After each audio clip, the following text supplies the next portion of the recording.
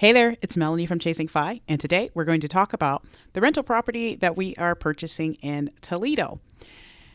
Interesting news, we're actually purchasing two houses in Toledo. We found another one the other day that we made an offer on and it was accepted. So, needless to say, the rental property acquisition journey has officially begun. As you know, we have one rental property in Ogden, Utah, and we are looking to expand and buy hopefully at least four this year. So at this point, we have two in the making, so we're super excited about that. Toledo is a place that I kind of stumbled upon. I was reading about places in the Midwest to buy rentals because I am from Detroit, Michigan, and eventually I'm hoping that maybe we can move back that way, possibly. But even if we don't, we are venturing back there at least once a year. So I think that, having rental properties there could be really great because we will be spending some time back there. And after we retire, which we hope will be in the next few years, we'll be there a lot more. We'll have the freedom to be wherever we want to be. Now, the first house that we looked at in this area was actually in Maumee, which is a suburb of Toledo, but we got beat out on our offer. We offered $13,000 over asking, and this was the third time that we had been beat out on a property after making an offer. And part of that is because the suburb right outside of Toledo, Maumee, is a very hot market right now. And we were a little bummed, but then our realtor, he just reminded us that, if we're buying houses in places like that, it'll be a great rental. No doubt about that. This was a fantastic house. It was so cute. I would have lived in it. It was beautiful. But in Maumee, you're not going to have long-term renters most of the time. You're going to have people who rent for a year or two, and then they save up some money and they buy their own house. This was something that I hadn't thought about as much, I guess. I mean, I really was trying to find places in suburbs right outside of cities, but one thing about cities is that you generally have a good crop of renters. There are a lot of people that rent in cities, and cities, in theory, have, like public transportation and things like that can be helpful for people who are maybe living on a lower income. I know when I moved to Salt Lake City, I needed to live in Salt Lake City because I didn't have a car. I walked to work. I made sure to move within 2 miles of my job so that if I couldn't catch a bus or whatever, nobody could pick me up, I could walk. So I know that cities are great places for renters. There's just more convenience there. We started to shift from looking in the suburbs to looking around Toledo. And our realtor, he said, yeah, some of these neighborhoods, when I talk to people that live in these places, they live in the same place for 10 years or something. And we would love to have stable renters. We have stable renters in Ogden right now. And it's been really great to not have to constantly look for new renters. You kind of get a feel for who's renting your property, whether or not they're good renters, bad renters, whatever. And you don't have to worry about constantly reevaluating new people moving into your property. So we started to look in this area. It's called Library Village. It's a neighborhood in Toledo. I'd say it's about a C+ area, with the C+ really relating to the schools. They're kind of average. Some of them are better than others, obviously, but I'd say overall average. But the area is starting to see growth and change, and the houses have appreciated about 19% year over year, which is fantastic because I was looking on citydata.com and houses in Toledo appreciated 14% between 2010 and 2020. Toledo is a city that was hit really hard by the financial crisis, just like Detroit. And because it's a smaller city and there was, just less commerce going on there, I think that they probably ended up even in a worse place in some ways than Detroit. But because it is a smaller city, I feel like it's coming back in a way that's going to be hard for Detroit because Detroit is such a large city and it has such a small population now. But anyway, back to Toledo. The house that we found is a 3-bedroom, 1-bathroom. On a it's on a street with a preschool. It was priced at $99,900. We offered $95,000. It was accepted. We had the inspection, and there are some things that were going to end up getting fixed. So we negotiated down another $1,000, and for the loan, we put 20% down. We went for 30-year fixed at 4.25. And this was a huge improvement over a quote that we received from an online lender that claimed to have, they claim they have the lowest rates and things like that.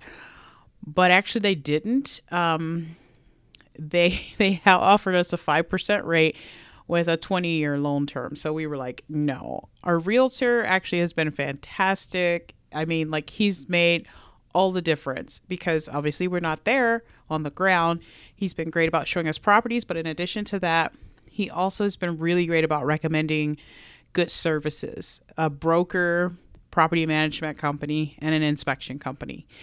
Now, he recommended these things. We still did our due diligence to investigate them because, as you know, we had a bad experience with a previous realtor in Cincinnati, but this realtor has been fantastic. We love him. He is great. We wish that we could transport him to other parts of the state where we'd like to buy, like Columbus, because he's really great. I mean, he's just honest, he's genuine, and the services that he has recommended, we've done our research and, other vendors, and he really is recommending good people. So we ended up talking to the broker. Going with a broker actually turned out to be so much easier, so much better than the online lender. So that was it's been a really good experience. When we were dealing with the online lender, we had to explain all of the large transactions in and out of our account. And we have different accounts. So each account, they were like, what happened here? You need to explain this. And since we were paying off our mortgage, we were transferring large sums of money from our high interest account to our credit union account. And even though the big purchases, all the transfers were for our mortgage, we had to explain each one. This is very annoying. In addition to that, the online lender also wanted us to scan our entire 2020 and 2019 tax returns. This was something that really shocked me. I'm like, every other lender just has you sign a form and they can pull the taxes themselves. Why can't you guys do that? But because we were dealing with an online lender, I think that when you would submit questions, like, they really didn't want you calling people. They wanted you to submit like chat questions and things like that. It was all like AI. I think that, the AI would just spit out a canned response. It couldn't react to what I was saying. Eventually, we did just sign a form and they were able to get our taxes, but that was after 2 days of them sending me emails saying that I missed a page or they needed more information, whatever. So it was really tedious. So going with a broker has been much easier. Also, the online lender planned to sell our loan like immediately. Like they will package in the security and then they sell it to whoever. When you are dealing with a bank that is going to sell your loan, they have to make sure that it is in line with certain regulations so that they can sell it to any bank anywhere, because it might be sold over and over and over again.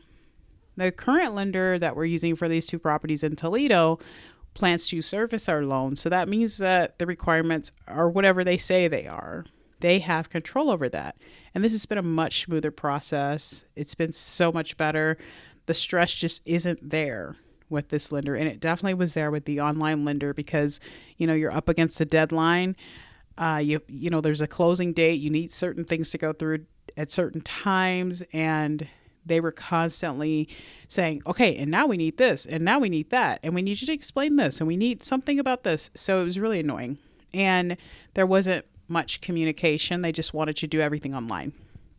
I will make another video about the differences between working with the online lender and a broker because, there's a lot. So back to the property. As I mentioned before, the inspection turned up a few things. we need to get fixed before we rent it out. There are 4 outlets that need to be replaced because they're either missing a ground or they weren't the proper outlets that you need in wet areas like kitchens and bathrooms. We received a quote for that, and it's just a little over $700, so we will be working on getting that done as soon as we take possession. We also had radon levels in the house that were just at the point where the EPA suggests that you do something about them. Now, it's just a suggestion, but we figure we'll take care of the radon. We just want people to be as healthy as possible. And we know that radon can be a really bad thing. So that quote was $925. And then the furnace is a whopping 28 years old. So we're definitely going to replace that. And the AC, actually, the cover, it has a cover on it, and it was frozen at the time because it was snowing and cold out, so the inspector wasn't able to inspect it. But we are at this point going on the assumption that it also needs to be replaced, and then that would be about $7,000. The house itself, we thought was a little high for the area, which is why we offered less. We ended up paying $5,900 less than asking price. And that's great because we will end up putting some money into the house to get it to a point where we feel like it's nice and safe for renters. Even so, the house will be in really good shape after we spend about $10,000, maybe $12,000. And while that sounds like a lot, it's actually not bad when you take into account that we got this house for $94,000. So that means that we'll be able to have a great rental for $106,000. Not bad. I live in a neighborhood where I couldn't buy a house. You know, like if I wanted to get a rental property in my neighborhood, we'd have to spend over $400,000. So we are very pleased with this purchase.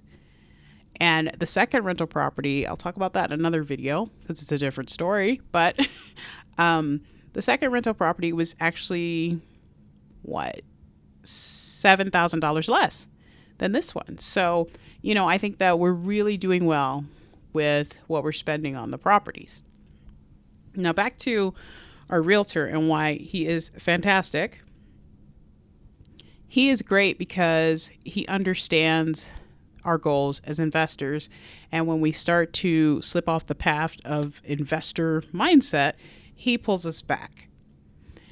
For example, the reason that we ended up working with him is because I saw a house on Realtor.com that I loved. It was $44,000. It was built in 1867, and the architecture was just stunning. It had been turned into a duplex. It had tenants in it, and it wasn't far from downtown. But the tenants were only paying $700. But before we talk about that, this is how I'm learning as I go. I figured it's not that far from downtown. This probably would be a great place. You probably could, you could probably walk downtown. I think it'd take you about half an hour. And that's true. But the neighborhood around there is not one that you really want to be walking in. There's a lot of blight. I just was looking at that house and I love old houses. So I fell a little bit in love with it. I wasn't really thinking about, the neighborhood or anything like that. And I wasn't thinking like an investor. I was thinking like, I love old houses and this is gorgeous. Well, the realtor, I talked to him about it and he was like, okay, I'll get the rent rolls for you and all that stuff and I'll get more information. And he did. And so by the next day, I knew that the tenants were paying a combined total of $700, which one was paying $300 for a 2-bedroom, 1-bath apartment. And then the other was paying $400 for a 3-bedroom, 1-bath apartment, which that's really low rent. So we were thinking about buying the place for cash. We were thinking maybe we would offer less and, then maybe it would be worth it.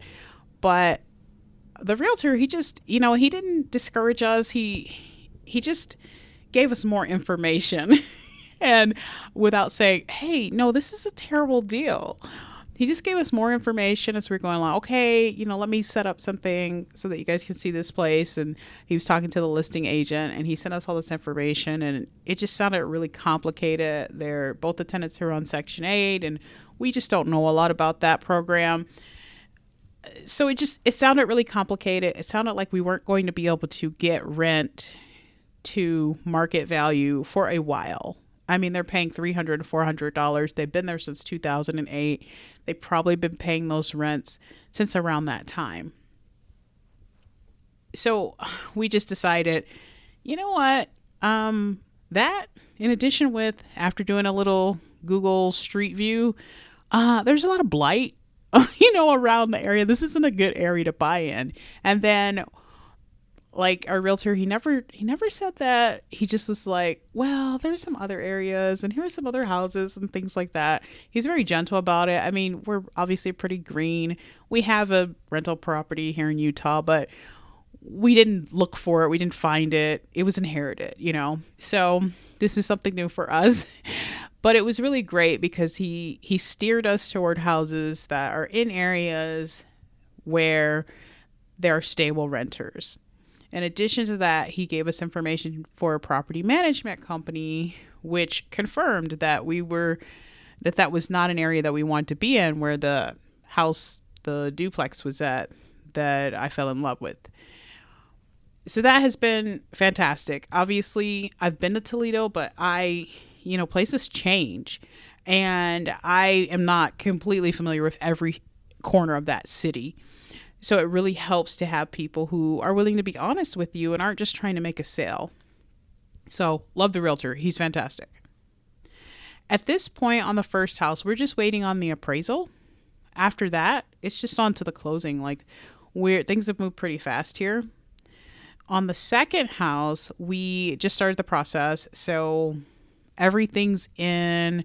Inspection is on Monday. And we, based on what the inspection says, we'll see what happens. But this house is in pretty good shape.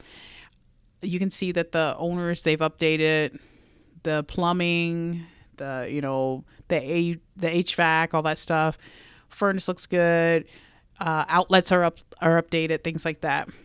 And those are little things that with this first house, we didn't notice them, I guess. Like, the house, it's in good shape. It looks nice. And we kind of weren't thinking like, oh, we knew the furnace was old, but we didn't know it was almost 30 years old. So with this second house, we looked at a different house. It's right down the street from it. And it was $8,000 more. And we were going to offer less, $85,000.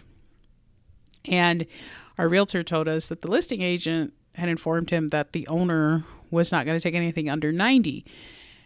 So as we're looking at comparable properties in the area, we come across this other house that's almost identical, only it's more updated. So then we look, and cheaper. So we looked at this other house. The realtor, he went out in a snowstorm and showed us the house. And we made an offer. We offered them full price because they've done all the heavy lifting with like the plumbing and, they've got PEX, they've got a newer furnace, new water heater, all that stuff. So we offered full price. It was accepted. And now that one's moving through. As we continue to look for properties, we will take into account, I mean, we do take this into account, but I don't know, on this first one, we didn't know that the furnace was going to be that old and things like that. And like a roof jack needs to be fixed, whatever that is. But we're going to look a little bit deeper to make sure that, if we can, we'll find houses that don't need that extra maintenance. But I mean, it's a trade-off. You're probably going to pay more for the houses that don't need that extra maintenance, although the second house is cheaper than the first house and it needs less work. I mean, it doesn't always work out that way, but we're going to try and find houses that have like PEX piping, newer furnaces, newer water heaters, HVAC systems, things like that. And that's just something that's another lesson learned. This second house, we'll have to put something into it. But I don't think it'll be as much as what we'll put into the first one. And it's cheaper. So lessons learned. I'm happy with both of the houses. I think they both will make great rentals. But learning as we go along. You're going to make a little mistake here and there. So, but we are learning. I am starting to lose my voice. So that is all for now. I'm super excited that we will potentially have 2 additional rental properties under our belt by March. I mean, depending on when we close, I'm really excited about that. It's a great way to start off 2022. And in the meantime, we will be working on getting these rented. And I also will be starting my new job next month. And I'm working on kind of revamping my author business because I do want to get to 6 figures with that as well. Last year, I actually made more than I thought I made as I got my 1099. So I'm like, well, why not just keep going with that? Like I love writing. So I'll have my writing, I'll have my rental empire and a new job. So I'm going to be a little bit busy, but I will see you in the next one.